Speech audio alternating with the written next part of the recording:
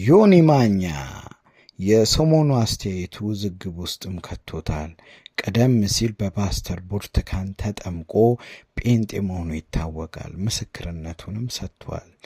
ጴንጤ፣ ሙስሊም፣ ኦርቶዶክስ በመሆኑ ሶስቱንም እምነት ሞክሮ ዳግም ሁለተኛ ሱድ ጀምረዋል።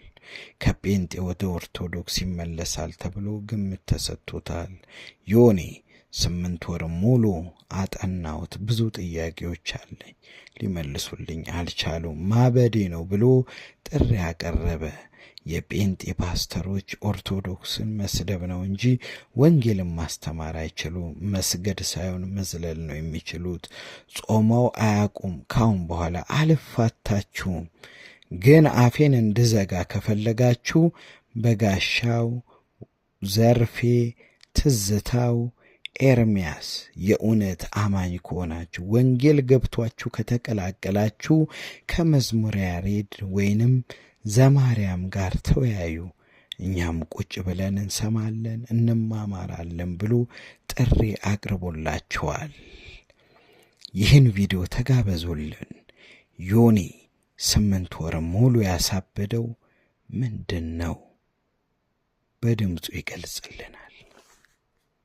በዚህ በኩል ጥምቀት ሕይወት ይሰጣል ሲለኝ፣ በዚህ በኩል አይሰጥም ሲሉኝ እሺ ስል፣ በዚህ በኩል ከማርያም ስጋ አልነሳም ሲለኝ እሺ ስለው፣ ከዚህ በኩል ስጋ ነስቷል ሲለኝ እዛም እሺ ስል፣ ከዚህ በኩል ደግሞ ምን ይላል ኢየሱስ መንፈስ ነው ሲለኝ እንዴ ምንድን ነው ስል፣ በዚህ በኩል ደግሞ ኢየሱስ በስጋ ነው ሲል ምን ቀረኝ? እኔ ያልቀወስኩ ማን ሊቀውስ ነው? ማን ነው የሚቀውሰው? እኔ እኮ በስንት ነገር ተይዤ ነው። እንዴ ዘኑልኝ እንጂ እንዴት ነው የማልቀውሰው? ይሄ አያቀውስም? እንዴን ሰምቶ የማይቀውስ አለ? ጤነኛ ትሆናላችሁ? እውነት ነው የምልህ፣ ጤነኛ ትሆናለህ በዚህ ጉዳይ። እዚህ ጋር አመንኩ ብለህ ስትል ኖ ኦንሊ ጂሰስ ነው ስላሴ አያስፈልግም ይላል። እሺ ትላለህ። ከዛ ደግሞ ኖ ስላሴ ያስፈልጋል ትላለህ። እሺ እላለሁ። አንድ አምላክ ነው ሁለት ባህሪ ያለው ትለዋል ይለኛል። አንድ አምላክ ነው ሁለት ባህሪ ያለው። እሺ ትላለህ። ኖ አንድ አምላክ ነው አንድ ባህሪ ያለው ይለኛል። እሱንም እሺ እላለሁ። ጸጉሬ ያለመነቃቀሉም ተመስገን ጌታ ተመስገን። ጸጉሬም ብዙ አልተነቀለም። እኔ ነቅዬ ነበር እንጂ ጸጉሬ አልተነቀለም። ነቅዬ ነበር። ጌታ ኢየሱስ ምስክሬ አስነቀለኝ ነበር። ይሄንን አዳምጬ ሳልጨርስ እዚህ ጋር የሚሰብከው ሌላ ነው። ይሄንን አዳምጬ ስጨርስ እዚህ ጋር የሚሰበከው ሌላ ነው። ስለ ቁርባን ዝም ብሎ መታሰቢያ እራት ነው አሉኝ። እሺ ብዬ እኔም ተበጠረኩኝ። ኧረ መታሰቢያ እራት ቂጣ ነው እንጂ ምንም ጥቅም የለውም። ኧረ አይደለም ብሎ ደግሞ ሉተራውያን መጡ። ኧረ ቁርባንማ ከጌታ ጋር የምትገናኝበት ሚስጥራዊ የመዳኛ መንገድ ነው። ሳልቀባጥር አትነግሩኝም ነበር እንዴ? ውሃስ ጥምቀት ውሃ ያመነ የተጠመቀ ይድናል። መጀመሪያ ማመን ነው አሉኝ። ጓልኩኝ። ውሃ ዝም ብሎ መረጨቱ ምንም ጥቅም የለውም ብዬ ጓገጭ አልኩኝ። ኧረ ዮኒ ተሳስተሃል አሉኝ። ደግሞ መጣው ሌሎቹም ተሳስተሃል፣ ያመነ የተጠመቀ ይድናል፣ ያላመነ ይፈረድበታል ነው የሚለው። እንዴ ጥምቀቱ እኮ ከመዳን ጋር የተያዘ ነው አሉ። እንዴ ተው፣ አስቡልኝ ቤተሰብ እያሰባችሁልኝ። እኔ ወንድማችሁ እንደዚህ ባልቀውስ 8 ወር የቀወስኩትን። ሌላው አስገራሚ ነገሩ ከብሬምንም እንዲነካ አልፈለግም። ወንጌል በአናቱ ይተከል ካለ ጀምሮ ጴንጤዎችም ጥርሳቸውን ነክሰውበታል። እምነቱን መልቀቁን ሲያረጋግጥ ትዝታው ሳሙኤልን ወንጌል ካወክ እንወያይ ብሎ ጥሪ አቅርቦለታል። ስለ ዘርፌም ተናግሯል።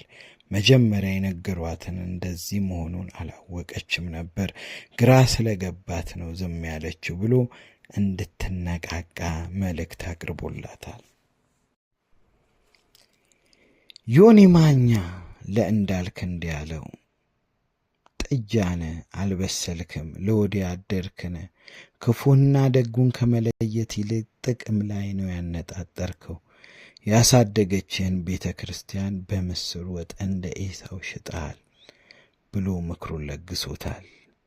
እኔ ግን አለ ዮናስ ማኛው 8 ወር ሙሉ መጽሐፍ ቅዱስ በጣም አነባለሁ፣ አጠናለሁ፣ ያልተረዳሁትን ጠይቃለሁ። ከ8 ወር በኋላ ግን ያለው በፕሮቴስታንት ስህተት መሆኑን ተረዳው። ጥያቄዎቼን ማንም ሊመልስ አልቻለም። የፈጠራ ወሬ ከመጽሐፍ ቅዱስ ውጭ ነበር የሚመስልሱልኝ። እኔ ግን እላችኋለሁ ኦርቶዶክስ ተዋሕዶ ከመጽሐፍ ቅዱስ ውጭም አታስተምርም። እምነቴም በመካዴ ከአንዴም 2 በዕልሜ ተነግሮኛል የሚል ነው ምላሹን የሰጠው። ጆከር ሊዮኒ ማኛ አስደንጋጭ ጥያቄ ጠየቀው። ተጋበዙል። ጴንጤንን ተመልሰበታል። ሁለተኛ ከሶስቱ ግን በጣም ለአንተ እውነት የሚባለው ማን ነው? ኦርቶዶክስ አሏሽን ጌታ ኢየሱስ ምስክር ኦርቶዶክስ ኦርቶዶክስ ወርቅ ነው፣ ወርቅ ነው።